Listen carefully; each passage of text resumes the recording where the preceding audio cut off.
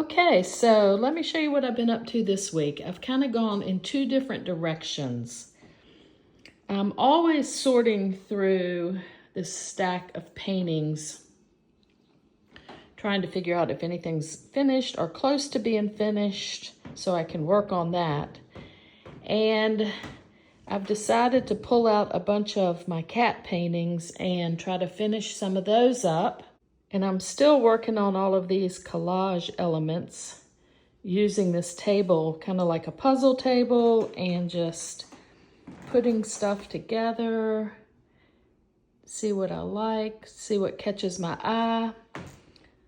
I have pulled out some of my little Mother Nature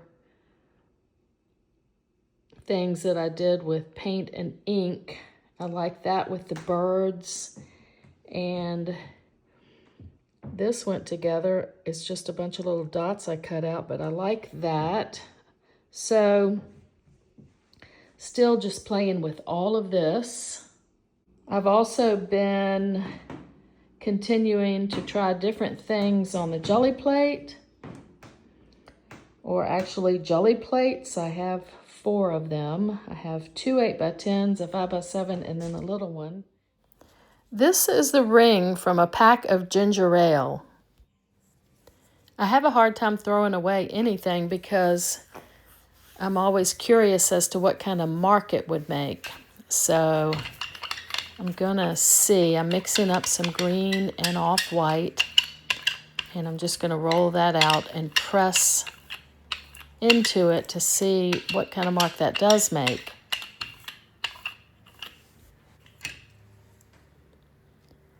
Just gonna lightly press it down and see if I can put enough pressure to make that oval.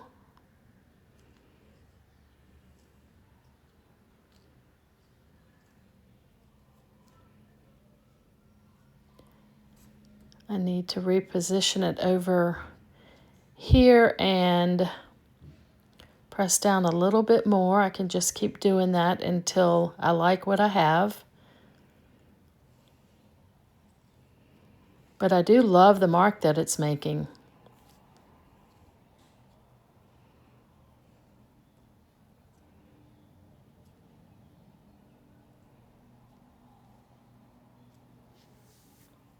So I'm just going to keep pressing it until I get what I like, and then I'm going to pick it up. And hopefully it'll be a subtle print.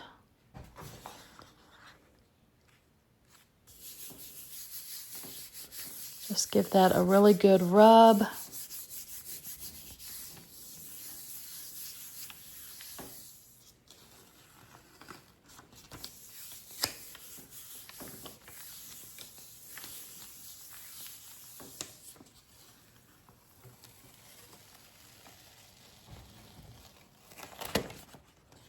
All right, I love that. I love the color.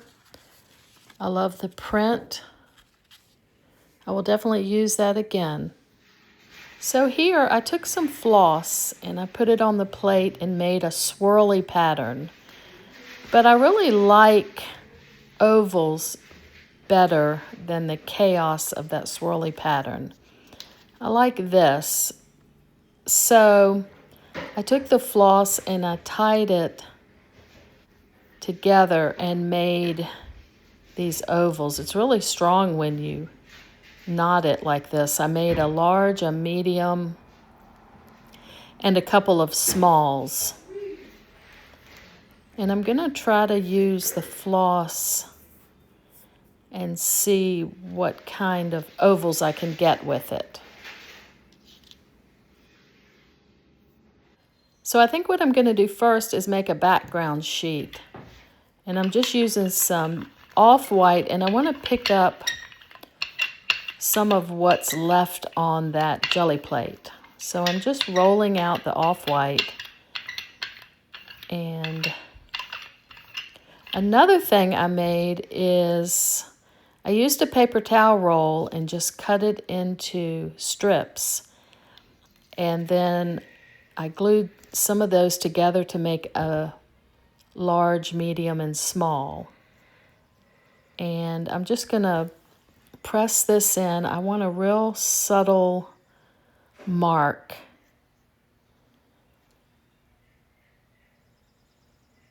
A little bit of it will probably show up, but since I've got a bunch of stuff on the plate, it'll probably be very subtle, which is what I want. This is just a background sheet for what I'm going to do next.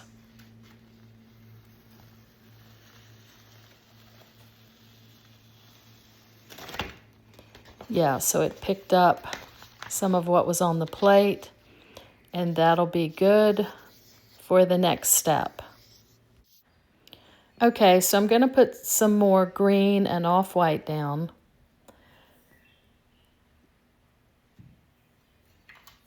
And I'm going to use that pickup sheet that we just did, and it's the same color, so it should be a very subtle print. So I'm just going to roll this out, and then what I'm going to do is take this that I cut out. It's one of those candelabras that I like. I'm just going to set that down, and then I'm going to take the floss. I'm going to take the biggest floss ring that I made, and I just want to make an oval around the candelabra. Just a real subtle print. I'm going to use the background that we just did and pick this up, and it should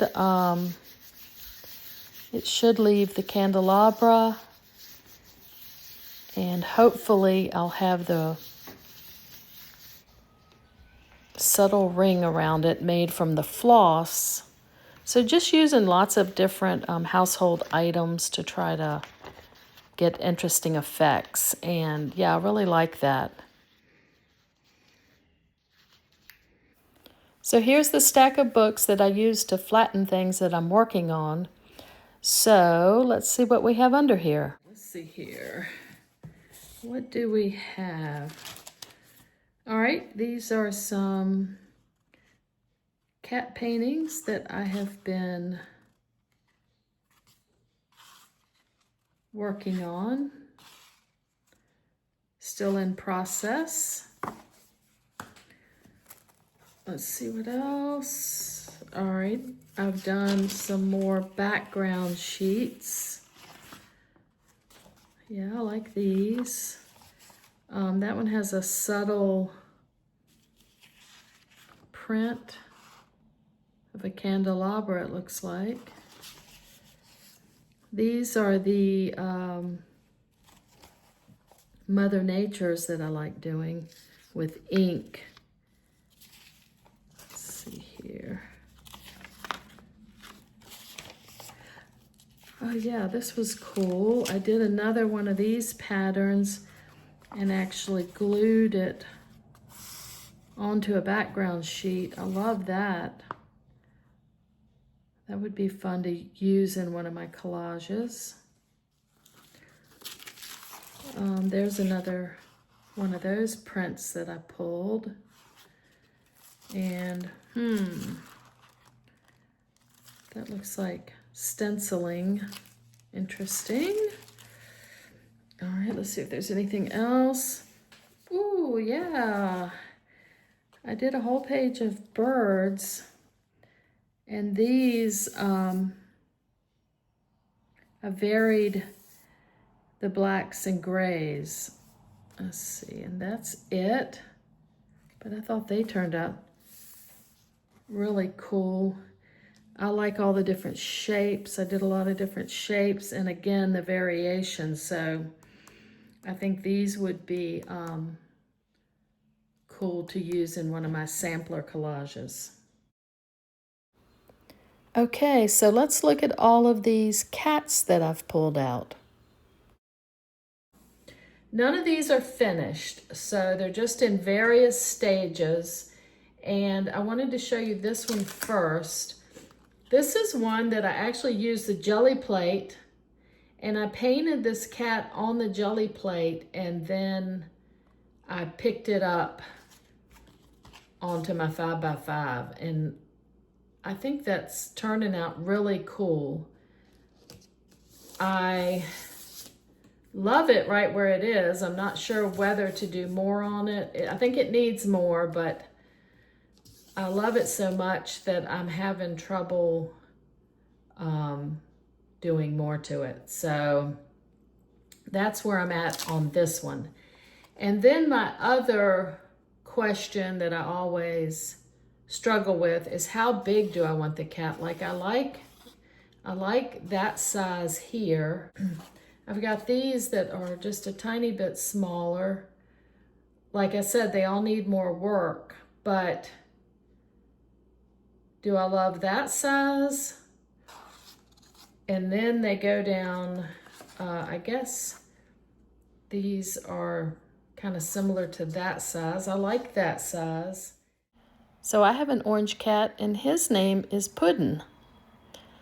He has a hip issue, so he's a little bit off balance and wobbly. Doot, doot, doot, doot. But he loves to be rubbed, and he'll come over for some good rubbing, and then he flops over, rolls around, he looks at you, and then he'll roll around a little more and then come back for some more rubbing, and then flop over again. And he is the sweetest cat. Like, here's a series I've done with cats on the table, and he's cute on the table with the other stuff. I love the chandelier, but is he too small? This is what I always trying to decide. I like this little cat on the table with the wallpaper. That's a nice size. I love putting pots of flowers in, and I always like a window with a landscape scene. And I like these plank floors. So this is just some of the things that I work on, and they're also different. So I love the potted plants on the shelf. I'm not sure where I'm going with this one. I like this perspective, looking up like that. This cat's really different. I don't know. I usually do tuxedo cats, and I must have been working fast and threw this one on, and I really like something about this chandelier. Yeah, just so many different ones. But so that's my series I'm working on the table. Then I have some that are under the table, and I love these too. This one looks like I started out with a red background, and then I'm painting on top of it, and I always love that. Now that's a little cat, but I think it works because I've got so much else going on in the picture, so I've got to finish him up. But I love that one with the striped rug. That's a cool perspective. The chairs are at a really funky angle. Let's see here. There's a coffee pot on the table. And here's another one with that rug. This one looks to me just about finished. I love him with the red outline, and I love all the red outlines. So I'll hold that one out because I really, as soon as I pulled that one up, I love that. So that one might be finished. And that's what happens when you put stuff in a stack and then come back to it. Sometimes you can immediately tell that it's either finished or very close to being finished. Another little stack here with fish bowls. I love fish bowls with the cats. And yeah, I've got stuff on the table. I've got a cool painting in the picture, so that needs a little bit more. Fish bowl. He looks like he's looking out at the garden. He looks like he's just looking at the fish. And that one's reaching down to mess with the fish. So I love doing them with the fish bowls. And let's see, what else do I have here? Oh, I also love the bird cages. All these are a little bit different. Like I said, I work on them at various times. I'll just get an idea to work on a cat painting with the birds, and you can tell I knocked his face out. I'm still... Oh, this is an empty bird cage and the bird's on the cat. I like that. Empty bird cage, bird on the chair.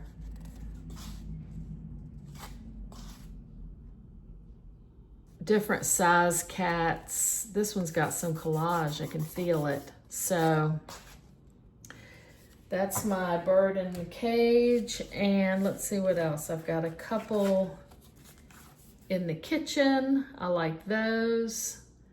The cat's small, but there's so much else going on. So yeah, I hadn't seen this one in a while. I really like that. I like the colors. That one might be done. Yeah, so those are the things I'm thinking about, just the different series that I like and the size of the cats. That one's really interesting. It's got a lot of different stripes. The chair, and then I like the branch and the different stripes. Oh yeah, and I saw this one earlier. Look at that perspective. And a little something on the table. This has got really different colors than I normally use, but I love that plant. I just need to finish up the cat a little bit more, and I think this one's ready. So that's what happens if you have a big stack and you go through them. You can, all of a sudden stuff jumps out at you that is really close. Yeah, I love this one. So it's fun to have a big stack that you're working on and go through it and just figure out if anything is close to being finished. So right as I'm getting ready to work on one of these paintings, our little Smoky Grace shows up at the window. I think she wants a snack. She's a rescue. We've had her for about a year, and she's absolutely beautiful.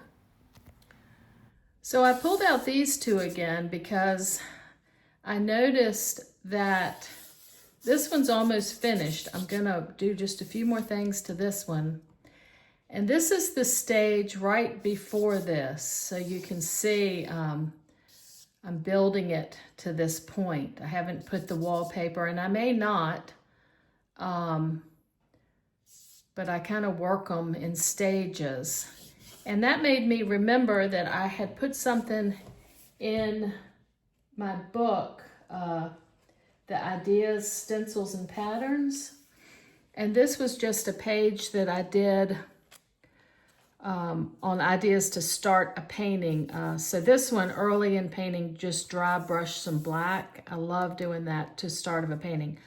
But for this cat painting, I've got start painting with warm ground, that's the orange, and then draw it, which I did, and then outline in red, and then build it from there.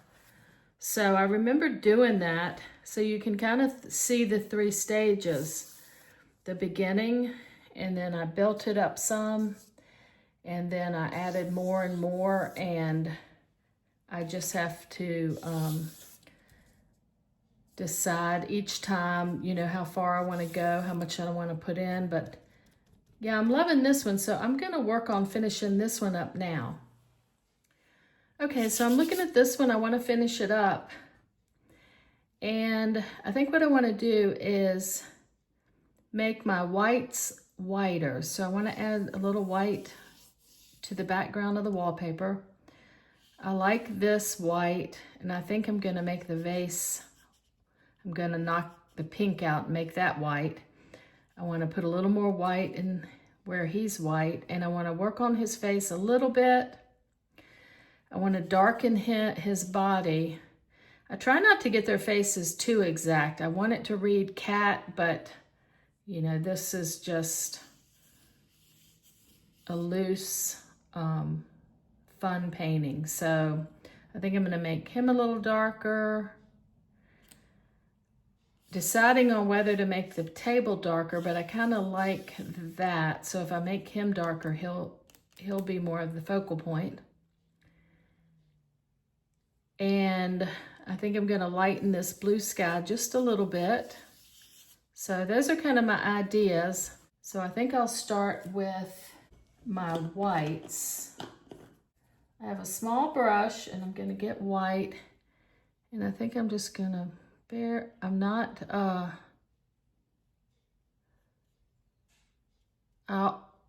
trying to hit every little thing. I already like the way it looks, so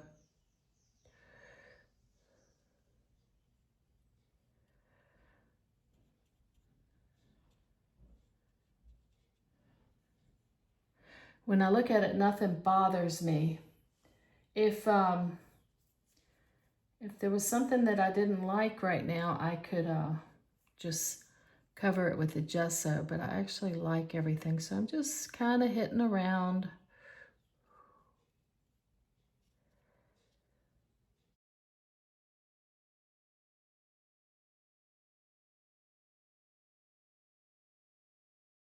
I'm gonna hit this, I'm gonna hit the little pot.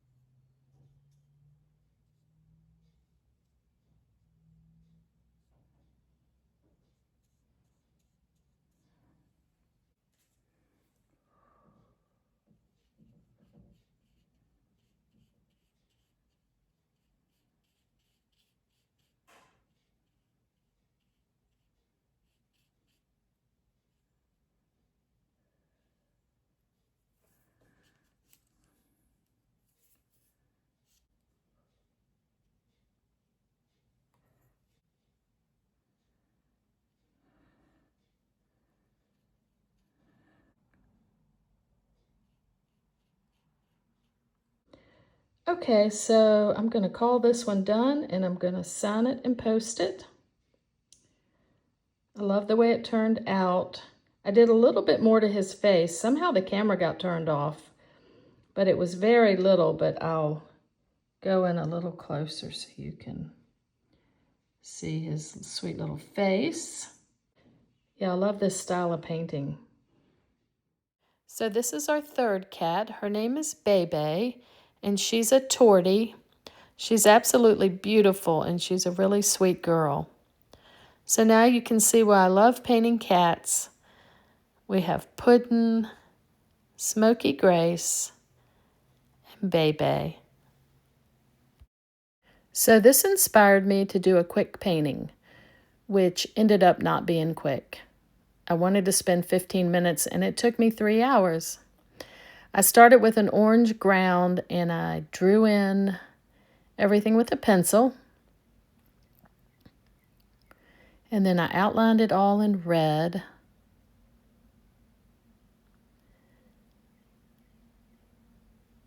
Yeah, I kind of wanted to show you the process quickly, but this is why I end up with a stack of paintings, because I generally work on something for, 30 minutes or so. Then I put it under the books to dry. Here I'm going over everything with a Stabilo. That's a water-soluble pencil. And now I'm carving out the background in white for the wall. Yeah, so I usually just put stuff under books to dry and then I'll come back to it. But I wanted to finish this one up and just kind of show you the process. How many times I change things, basically. What ends up happening is I'll add colors, and then I'm looking at the value, so I try to change it up a little bit. Here I'm just adding green around the painting. Generally, if I add a color one place, I try to add it somewhere else. So I'm adding some teal to the background of these flowers. Then I think I end up adding that down into the rug. Yeah, right here. Now I'm just darkening up the little cat, making him stand out.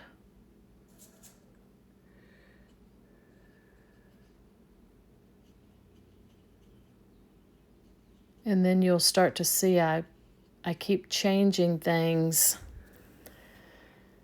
But it's just the process I go through. I'm adding dark right now to the table, and I added it to the frame, changing the vase to pink and red, it looks like.